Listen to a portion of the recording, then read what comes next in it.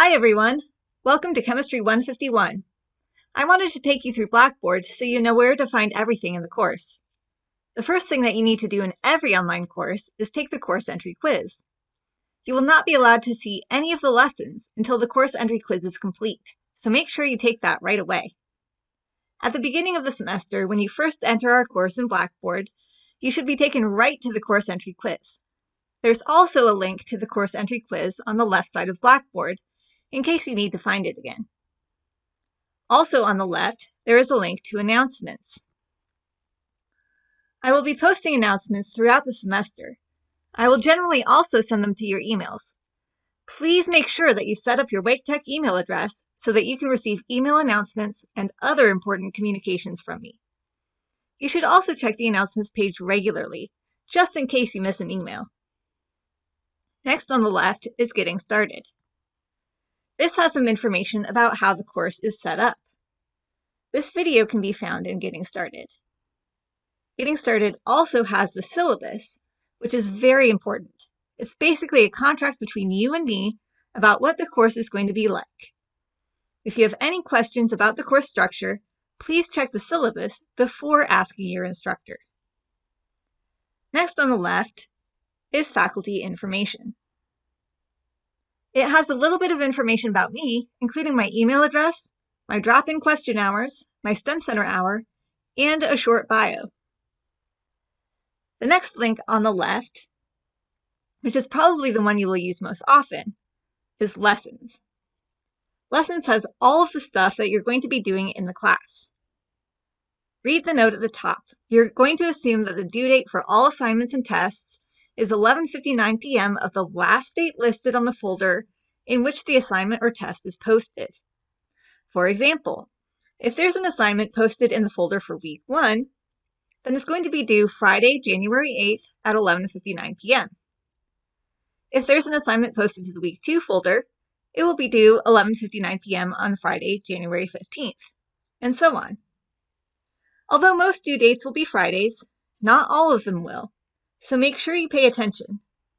These folders are posted well in advance, so you're welcome to look ahead at assignments that are coming up.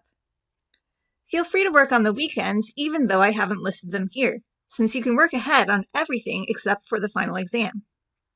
For example, if you're busy on weekdays, you might want to do week 2's assignments the weekend before week 2 officially starts. If we click on one of these folders, like week 2, at the top of the folder is Student Learning Objectives. These are what you can expect to learn in that particular lesson. They generally correspond to the course goals listed in the syllabus and are not meant to be comprehensive. There's also a to-do list. The to-do list is going to be very important for you to make sure that you're doing everything that's required for the course. Notice some things list what type of grade is associated with a particular assignment. There are assignment grades, homework grades, lab grades, and exam grades. You can see which things must be turned in and make sure that you do all of them. There is a downloadable checklist as a Word file that has checkboxes that you can check off digitally. Unfortunately, there was no way to make clickable checkboxes directly in Blackboard that stay checked.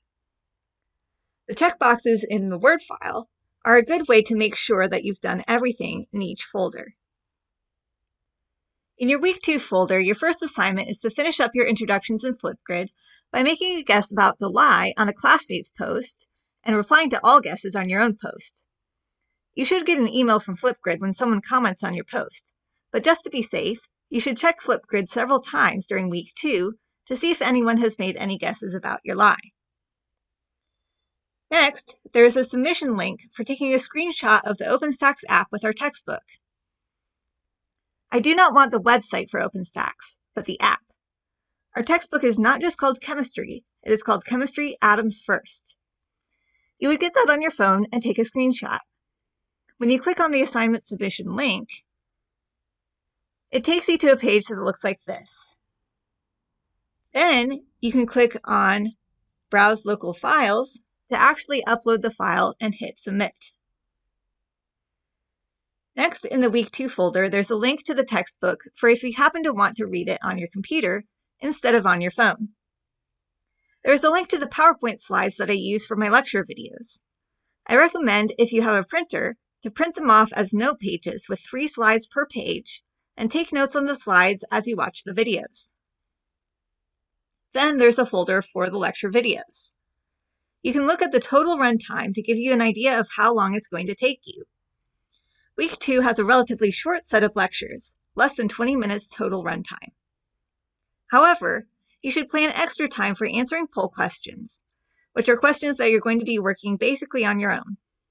You also need to allow extra time to rewatch difficult sections. I would generally set aside double the runtime to make sure to leave time for poll questions and some rewatching. If we click on that folder, we can see some videos from Chapter 1. You can click on Watch Video to actually go to YouTube and watch the video. There are captions which you may want to use even if you are not hard of hearing. In Blackboard, there are transcripts for each of the videos. I reference the video in the lecture and have it linked here, as well as in the PowerPoint file. There are poll question keys for each of the chapters. The poll questions I'm going to ask you are basically for you to work on your own as you watch the lectures. And then if you want to see the solution, you can look at the poll question key after you've already done the problem. If you look at the key while you're doing the problem, it's not going to benefit you. So make sure you're only looking at the poll question key after you have already tried to answer the question. It's like exercising. You need to actually do some work to try to answer those questions on your own before you get the answers, so that you can build your mental muscle.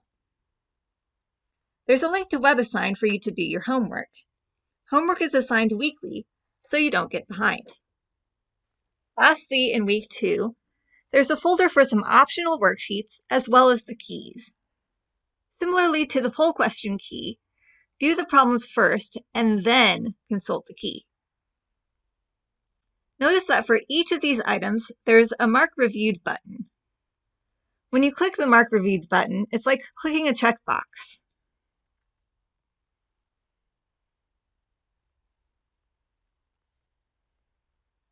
Now it says Reviewed. That's another good way to keep track of the things that you have done already and what you still have left to do. Remember, you can keep mental track on the to-do list at the top of each folder. You can print out the to-do list and check the checkboxes, or do it digitally in Microsoft Word. You can click on the Mark Reviewed buttons, or do some combination of the above.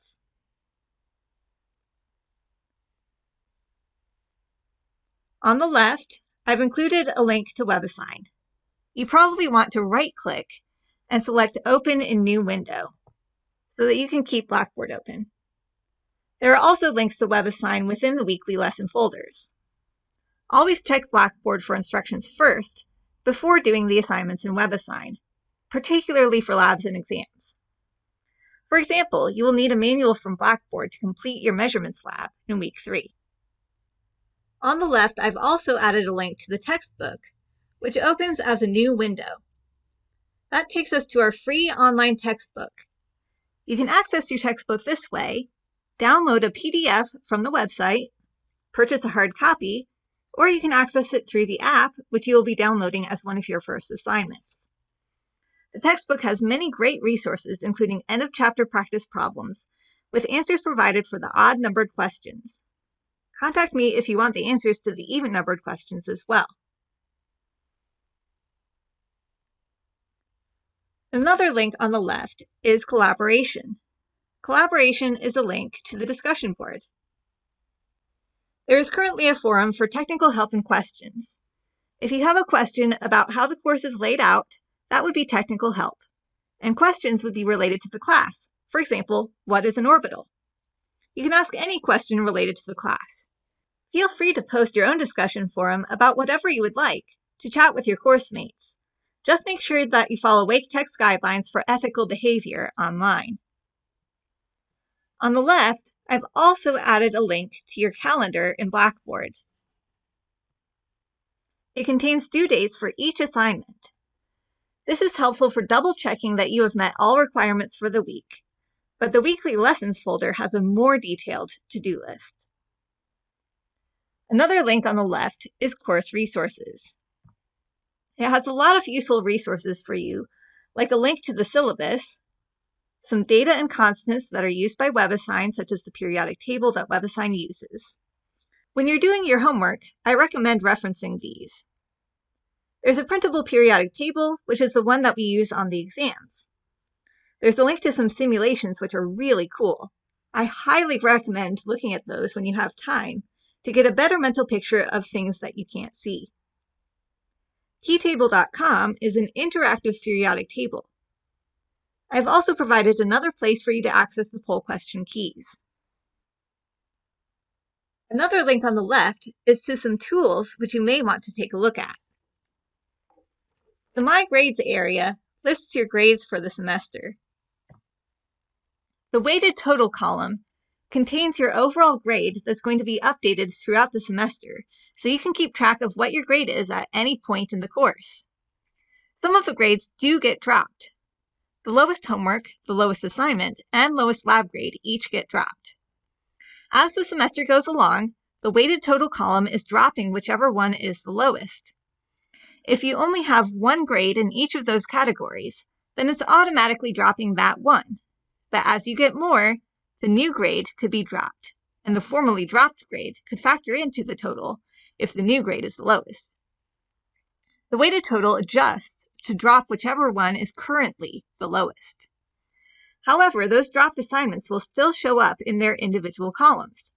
For example, with the OpenStax app screenshot, let's say you didn't do that and you got a 0. It will still show that 0 in Blackboard, even though the weighted total will not reflect that 0, because that would be your lowest grade being dropped.